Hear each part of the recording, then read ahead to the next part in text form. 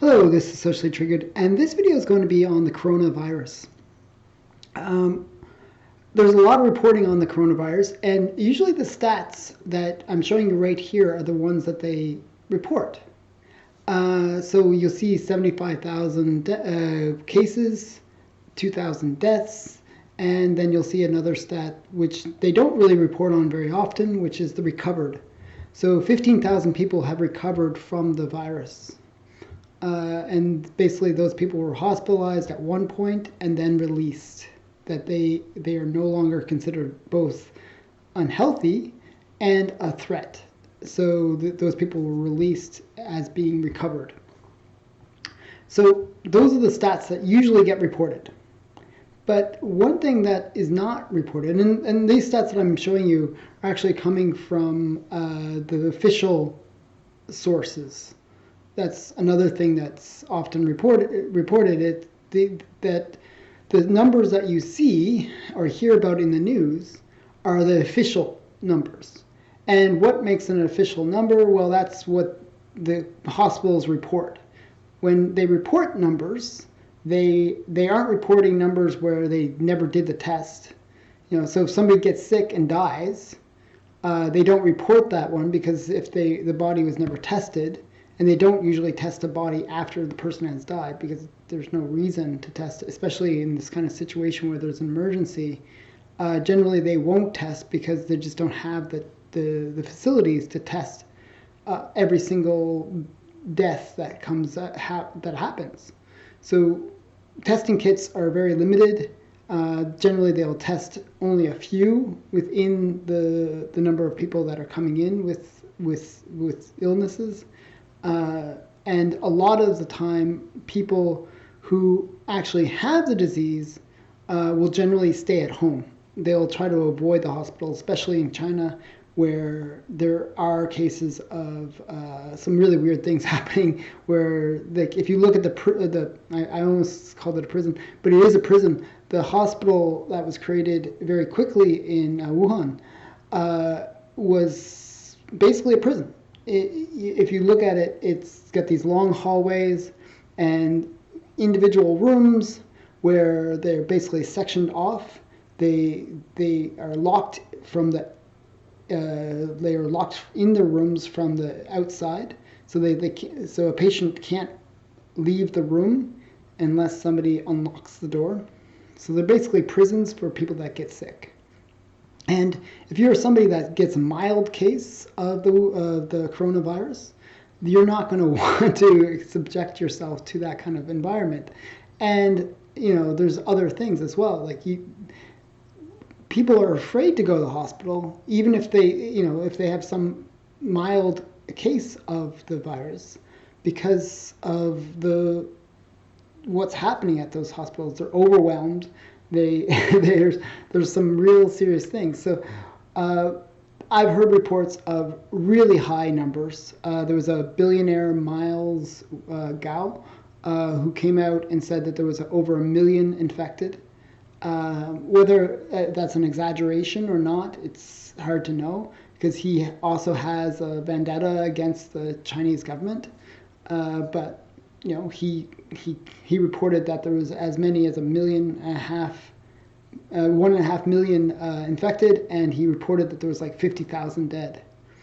The number of the 50,000 dead actually kind of rings true in a way, because what was happening is they have like crematoriums, like 40 crematoriums running in Wuhan, just Wuhan alone, and they're running 24/7, just burning bodies. With 2,000 dead reported, 2,000 dead, that really doesn't make sense because a typical crematorium can burn like a few bodies per day. So if you have like 40 of those running, they're literally burning like maybe 1,000 bodies per day. And those have been running for weeks. So the numbers just don't jive. It doesn't make sense. So there is a little bit of manipulation of the numbers. But even if we look at the official numbers, and that's really what I want to talk about in this video, is I want to look at the real numbers. The real numbers that the official numbers, we don't know the real numbers, but the official numbers are that there's 75,000 infected, 2,000 deaths, and 15,000 recovered. That's what keeps on being told. But if you scroll down on the page where they release these numbers, you'll get a different stat, an interesting stat. And this is a stat that really makes me nervous and makes me kind of wonder what is really happening.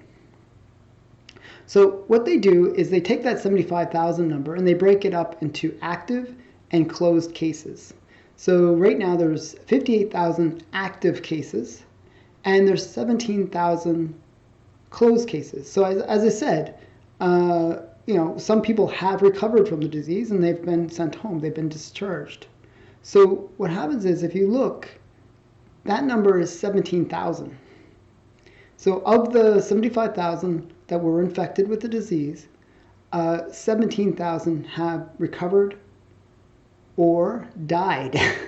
So basically, if you look at the death toll in that regard, because usually what people say is, okay, well, there was 75,000 infected and 2,000 died.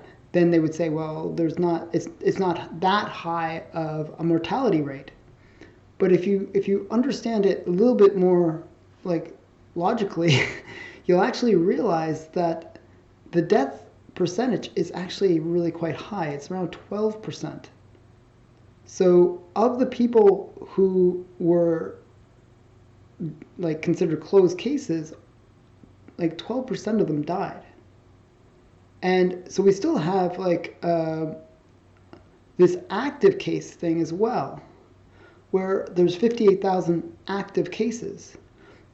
Like, most people who get the disease get what's called a mild condition.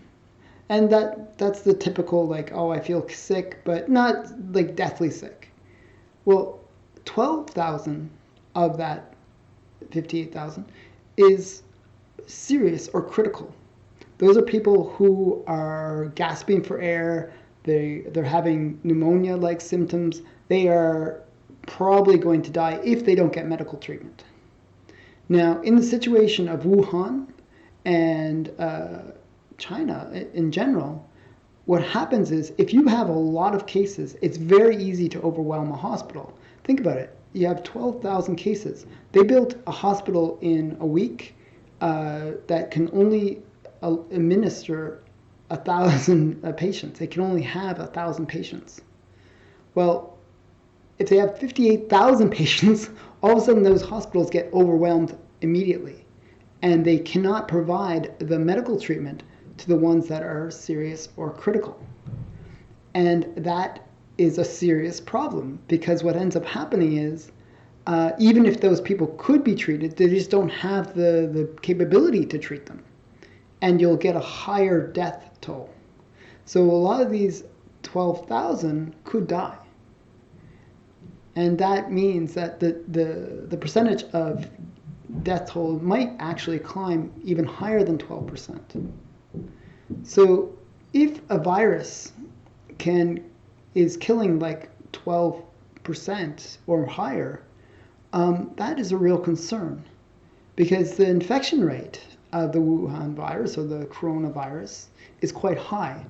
The way the virus works is there's about a 2 to 3 week period where you can be asymptomatic. What that means is you don't show any symptoms. You don't have cough, you don't have runny nose, whatever it is. You don't have those symptoms. So therefore you think you're fine, you think you're healthy, and you're walking around and you're spreading the disease. You actually are spreading the disease, because what happens is you don't realize that you're sick. And the coronavirus works in a way where you can actually contaminate other people while you feel healthy. You can actually spread the disease. So the rate of spread is actually quite high for the virus. It's generally that one person will infect 4 others. So if you think about it, that's a huge growth curve that can happen, because they just don't know that they're spreading it. So we're not even seeing the real numbers yet. This thing is going to explode once all those cases that were not isolated get out and start infecting people. So what ends up happening is you'll have like an explosion in the numbers. And this could be very, very serious because, as I said, even with the patients that they have right now, there is a point where the hospitals just can't treat them all. And that is where you get real problems, because all of a sudden these people are not getting treated, they're dying from something that could have been prevented. The serious or critical conditions can become life-threatening. So it's a very serious situation. And these numbers, I don't know why they're not reporting on them, but they are actually more important than the actual total number of cases. Because if we know what the rate of critical or serious, like how many people are getting really, really sick from this, if we know that number, which is, it looks like around 20%, then we know that this virus has the potential to kill a huge number of people. And the other thing that we know is, of the case closed, it's a really high percentage that actually do lead to death.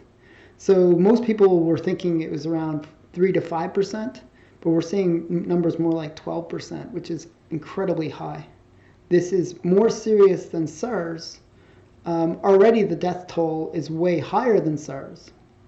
The reported death toll. I mean, SARS killed about 800 people. This has killed already 2,000, and in a shorter time. SARS did that over a 5-month period. This is over like basically a 2 months period. So it's a very, very quick a casualty rate of the disease. So there's a lot to be concerned here. And I just felt like I wanted people to really investigate these numbers more, and they really should be looked at. This death toll and the number of people that are critically and seriously ill from the disease. So this has been Socially Triggered. What do you think about the Wuhan virus?